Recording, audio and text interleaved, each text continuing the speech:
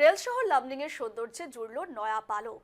শহরের প্রাণকেন্দ্র কালীবাড়ি রোডের 3 রাস্তার মাঝে তৈরি করা হয়েছে ক্লক টাওয়ার। প্রায় 25 লক্ষ টাকা ব্যয়ে তৈরি এই ক্লক টাওয়ার আজ আনুষ্ঠানিকভাবে উন্মোচন করেন লামডিং কেন্দ্রের বিধায়ক শিবু মিশ্র। রাজ্যের অন্যান্য বড় শহরে থাকা ক্লক টাওয়ার আজ এই ছোট্ট শহরে দেখে আনন্দে আত্মহারা লামডিংয়ের জনগণ। এদিকে লামডিং কেন্দ্রের প্রার্থিত্ব নিয়ে প্রশ্ন করা হলে তিনি প্রবল আশাবাদী এবং দল নিশ্চয়ই তাকে সম্মান জানিয়ে প্রার্থিত্ব দেবে বলে জানিয়েছেন বিধায়ক শিবু মিশ্র। লামডিং থেকে ধীরাজদের এক প্রতিবেদন দেখুন। সৌন্দর্য এক নতুন পরব এবং এই যে লামডিং এর প্রাণ কেন্দ্র লামডিং কালীবাড়ি এবং সেখানে আজ লামডিং কেন্দ্রের বিধায়ক শিবু মিশ্র উনি যেখানে একটি ক্লক টাওয়ার উন্মোচন করেছে এই সম্পর্কে কথা বলবো। প্রথমে আপনার কাছে আসছি, আজ লামডিং এ এই যে প্রথমবার একটা ছোট্ট শহরে ক্লক টাওয়ার, কি অনুভব, কি বলবেন?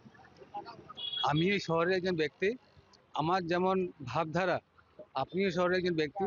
আমার মনে হয় আমার ভাবধারা আপনার ভাবধারা একটাই হওয়া উচিত এবং আমি গর্ববোধ করি আসাম সরকার সম্মানীয় মুখ্যমন্ত্রীর নেতৃত্বে পৌরসভার মাধ্যমে অনেকদিন আগে আমাদের একটা ভাবনা ছিল, স্বপ্ন ছিল এবং আমাদের প্রতিশ্রুতি ছিল যে লামডিংও অন্যান্য শহরের মতো একটা ক্লক টাওয়ার বানিয়ে লামডিংয়ের শ্রীবৃদ্ধি করব।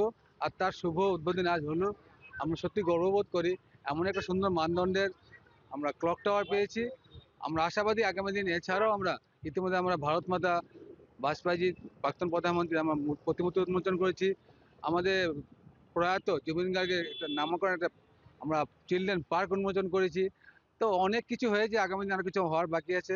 আমরা আশা থাকলো আগামী দিন আমাদের সরকারের মাধ্যমে না হওয়া কাজে আমরা পূর্ণাঙ্গ দিতে পারবো।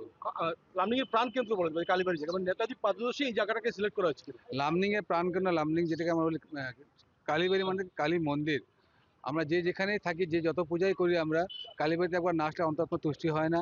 আর সেদিকে লক্ষ্য রেখে কালীবাড়িতেই আমরা সেই ক্লক টাওয়ার নির্মাণ করেছি, যেখানে আমাদের আমাদের দেশের বীর নেতাজি সুভাষচন্দ্র বসু ওনারও প্রতিমূর্তি স্থাপন আছে। তবে এটা আমাদের একটা হাব লামডিং এর। তা আমি বিশ্বাস করি, আমার আশা লামডিংবাসী নিশ্চয়ই এই ক্লক টাওয়ারের আনন্দ উপভোগ করতে পারবেন, এটা আমার বিশ্বাস। আগামী 18 তারিখ বিজেপি প্রার্থিত্ব ঘোষণা হবে, আপনার নাম থাকার কত সম্ভাবনা রয়েছে? আমি প্রবল দাবিদার, প্রবল আশাবাদী। বিগত 10 বছর যেটা আমার জার্নি ছিল এবং জনগণ যথেষ্ট সুখী। দলে নিশ্চয়ই প্রার্থিত্বের জন্য আমাকে সম্মান দিবে, আর প্রার্থিত্ব পেলে জনগণ আশীর্বাদ পাবো, সেটা নিশ্চিত। জনগণ বলছে তৃতীয়বার বিধায়ক হলে মন্ত্রিত্ব পাওয়ার সম্ভাবনা রয়েছে, সেদিকটা আপনি কি বলবেন? এমন কোনো কথা নেই যে তৃতীয়বার বিধায়ক হলে মন্ত্রিত্ব দিতে হবে বা পেতে হবে।